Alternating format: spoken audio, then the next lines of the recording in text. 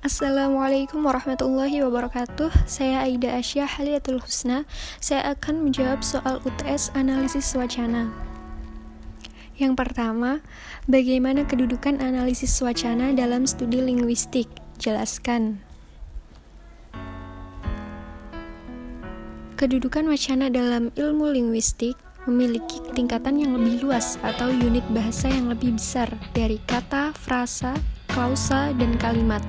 Sebagai satuan bahasa terlengkap, wacana terdiri dari gagasan, pikiran, konsep, ataupun ide yang utuh yang bisa difahami oleh pembaca dan pendengar. Yang kedua, sebutkan urgensi dan tujuan analisis wacana. Pentingnya seseorang mempelajari analisis wacana ialah karena dalam analisis wacana, kita tidak hanya mempelajari perihal wacana itu seperti apa, tetapi lebih dari itu, analisis wacana juga mengangkat hal-hal yang tidak tampak oleh analisis kebahasaan atau gramatikal biasa.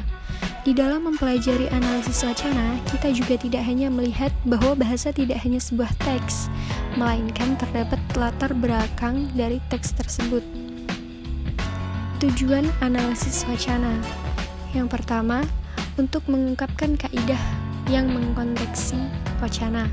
Yang kedua, memproduksi wacana, memahami wacana, melambangi suatu hal dalam wacana. Selanjutnya, untuk memberikan wacana sebagai salah satu eksponen bahasa dalam fungsinya sebagai alat komunikasi. Yang ketiga, perbedaan wacana lisan dan wacana tulis. Wacana lisan yaitu jenis wacana yang disampaikan secara lisan atau langsung secara bahasa verbal. Jenis wacana ini sering disebut sebagai tuturan atau speech. Sebagai contoh sebuah informasi yang disampaikan oleh pembawa berita melalui siaran radio. Wacana tulis adalah jenis wacana yang disampaikan melalui tulisan. Wacana dapat diwujudkan dalam bentuk kata, kalimat, paragraf, atau karangan utuh yang berisikan amanat yang lengkap. Contohnya, artikel, surat, novel, karya ilmiah, poster, dan sebagainya. Yang keempat, wacana naratif. Salah satu jenis wacana yang berusaha menceritakan atau mengisahkan suatu kejadian yang terjadi dalam suatu rangkaian peristiwa dari waktu ke waktu secara kronologis. Naratif dapat bersifat fakta atau fiksi. Naratif yang bersifat fakta yaitu biografi ataupun teks berita, dan yang berupa fiksi yaitu cerpen dan novel. Wacana deskriptif yaitu jenis wacana yang merupakan hasil pengamatan serta kesan-kesan penulis tentang objek pengamatan tersebut. Wacana deskriptif bersifat menjelaskan gambaran sesuatu sesuai dengan keadaan sebenarnya, sehingga pembaca atau pendengar dapat membayangkan yang digambarkan oleh penulis atau pembicara. Misalnya, penulis mendeskripsikan tentang pantai yang indah nan sejuk. Bagaimana penulis mendeskripsikan pemandangan ataupun suasana pantai yang indah di sana. Wacana prosedural merupakan rangkaian tuturan yang menggambarkan sesuatu secara berurutan yang tidak boleh dibolak-balik unsurnya, karena urgensi unsur yang lebih dahulu menjadi landasan unsur yang berikutnya. Misalnya dalam menggunakan produk skincare, agar mendapatkan progres yang maksimal, konsumen harus mengikuti prosedur petunjuk urutan pemakaian yang ada dalam produk tersebut. Wacana ekspositori yaitu karangan yang memaparkan atau menjelaskan secara terperinci sesuatu dengan tujuan memberikan informasi dan memperluas pengetahuan kepada pembacanya. Contohnya, karangan eksposisi biasanya digunakan pada karya-karya ilmiah seperti artikel ilmiah, makalah-makalah untuk seminar.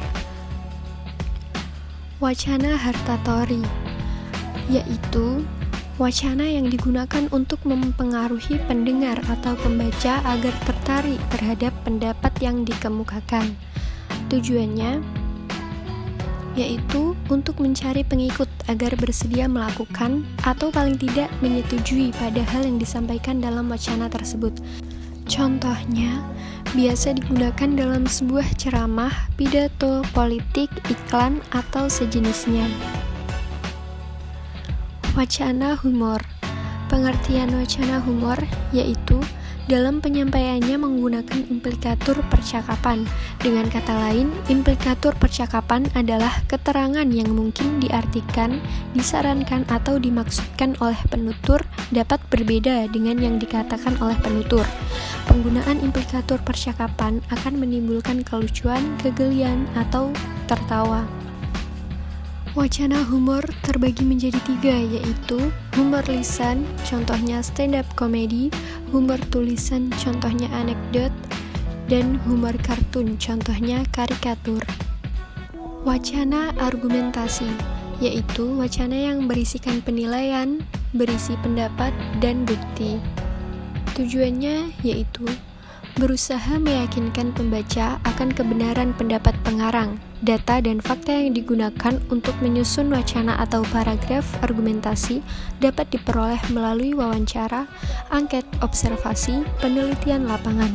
Pada akhir paragraf atau karangan perlu disajikan kesimpulan. Contoh, laporan penelitian ilmiah, karya tulis, dan sebagainya. Yang kelima ada macam-macam teks. Pertama, yaitu teks fatigue.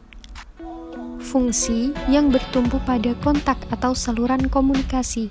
Fungsi ini digunakan untuk bertegur sapa tanpa ada keinginan untuk melakukan pembicaraan lebih lanjut.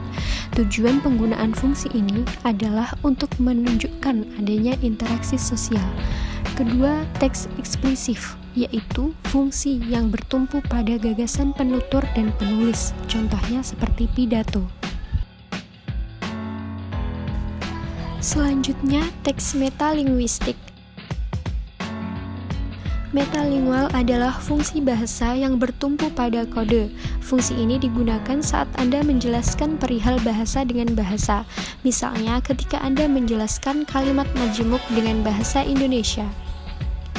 Lalu ada teks puitik, yaitu fungsi bahasa yang bertumpu pada nilai pesan yang ada dalam komunikasi.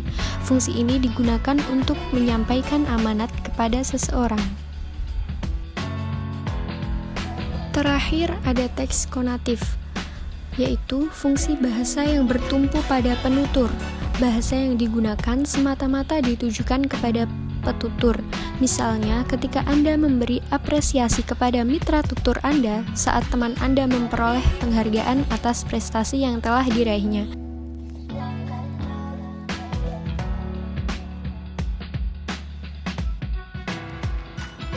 Sekian, wassalamualaikum warahmatullahi wabarakatuh.